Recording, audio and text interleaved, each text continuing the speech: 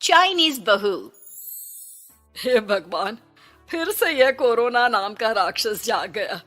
इस बार तो ड्रैगन के मुंह से मौत बरस रही है। सही बोल रही है माँ जी। मुझे तो अब शर्म ही आती है कि मैं चाइना से हूँ।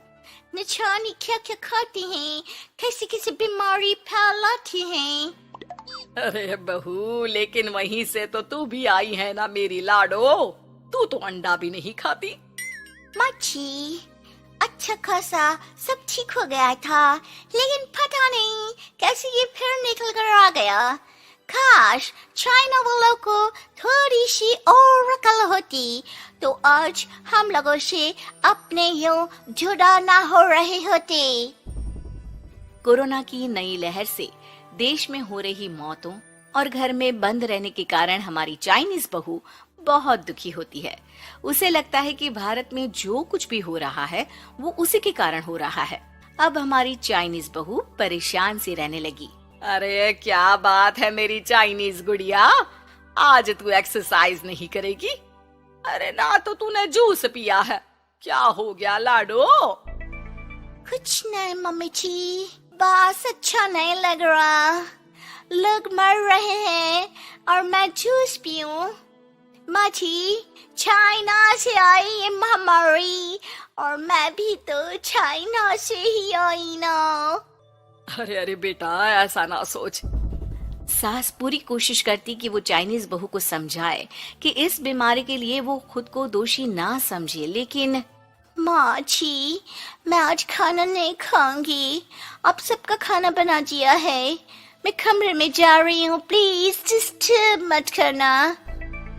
सास ने अपनी हंसती खेलती बहू का ये रूप तो कभी देखा नहीं था, लेकिन करती भी तो क्या। अगले दिन सुबह सुबह, अरे ये पूरे घर से स्वादिष्ट खाने की महक आ रही है। ये कौन है जो चाय बनने के वक्त लंच बनाकर तैयार कर रहा है? वो किचन में आती है जहाँ चाइनीज बहू ने शुद्ध वैष्णव खाना तैयार कर रखा था। अरे बहू, सोई नहीं क्या जो इस वक्त इतने प्रकार का खाना बना लिया? हाँ हाँ माँ जी, क्या करे, जब दिल में बोझ हो तो नींद नहीं आती। तभी तो मैंने सोचा मैं गरीब और जरूरतमंद लोगों को खाना पहुंचा दूंगी। वो ढेर सारा खाना रोज बनाती और गरीब और बेसहारा लोगों में बांटती। क्या कर रही है बहू? कितने दिनों से देख रही हूँ तू अच्छे से सोती भी नहीं है। क्यों कर रही है लाडो? क्या करूं माँ जी, मेरे देश के लोग जीवन की लड़ाई लड़ रहे हैं और मैं सो जाऊं, मुझसे नहीं होता। एक दिन चाइनीज बहू पीपीटी किट पहनकर खड़ी होती है। अरे ये क्या बेटा, खाना देने जा रही है या लड़ाई लड़ने? माँ जी, मैं कुछ दिनों के लिए घर नहीं आऊंगी।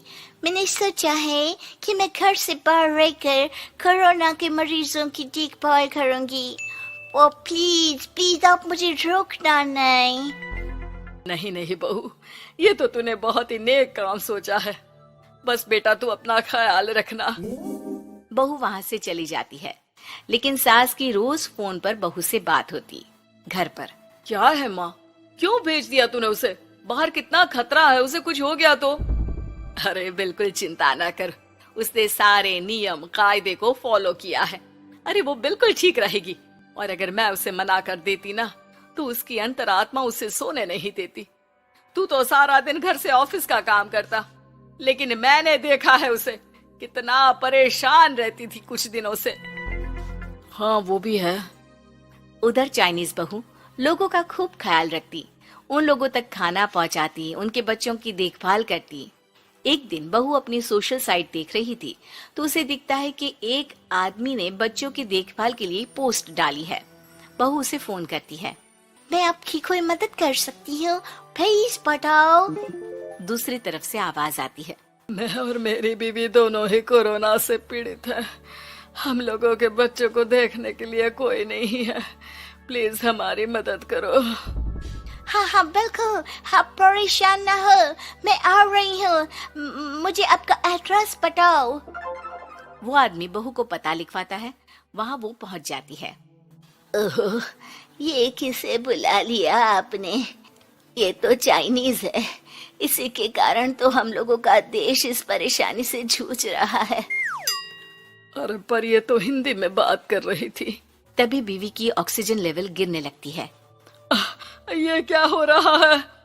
आप टेंशन क्यों ले रहे हैं? जल्दी से इन्हें अस्पताल लेकर जाइए। रुकिए, मैं आपको एक अस्पताल में बेड भी दिला देती हूँ। वो मेरे अंकल का अस्पताल है। चाइनीज बहू फोन पर बात करके उन लोगों को बेड दिलाती है, जहां पति की भी तबीयत खराब हो जाती है और दोनों को बेड दिलाकर बहू घर में बच्चों की पूरी देखभाल करती है। सास का बहू पर फोन आता है। अरे मेरी चाइनीज गुड़िया, कैसी है रे तू? अरे माँ, पीछे की गली में ही हूँ मैं। वो खालिया लोग है ना, उन दोनों हस्बैंड वाइफ को कोरोना हो गया था।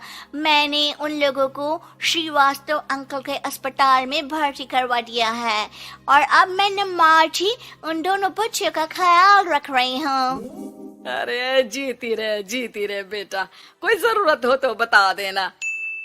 नहीं माँ जी, सब कंट्रोल में है। बस इन बच्चों के माँ बाप ठीक होकर घर आ जाए। अच्छा माँ, इन लोगों के घर का फोन बज रहा है, मैं आपको थोड़ी देर बाद कॉल करती हूँ। लैंडलाइन में घर के मालिक का फोन था। हम लोगों की जिंदगी का कोई भरोसा नहीं है। यहाँ इलाज महंगा है और हम लोगों के पास पैसे नहीं है।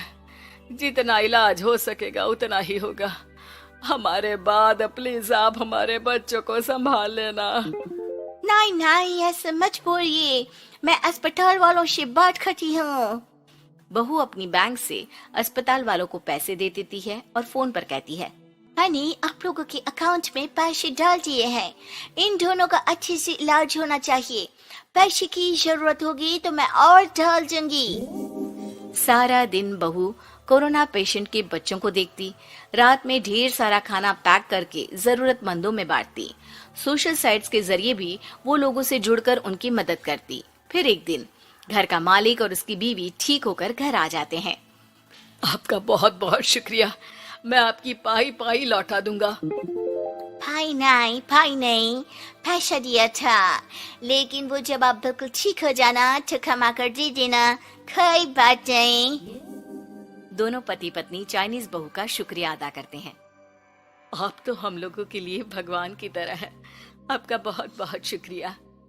चाइनीज बहू बहुत खुश हो जाती है। वो घर आकर सास को पूरी बात बताती है। देख मेरी चाइनीज गुड़िया, तुझे चाइना का होने पर अफसोस था ना, लेकिन तूने सच्चे दिल से लोगों की सेवा करके ये बता दिया कि बेटी कहीं की भी क्यों ना हो, ससुराल आकर वो ससुराल के रंग में ही रंग जाती है। अब तो तू मेरी भारतीय बहू है। हाँ।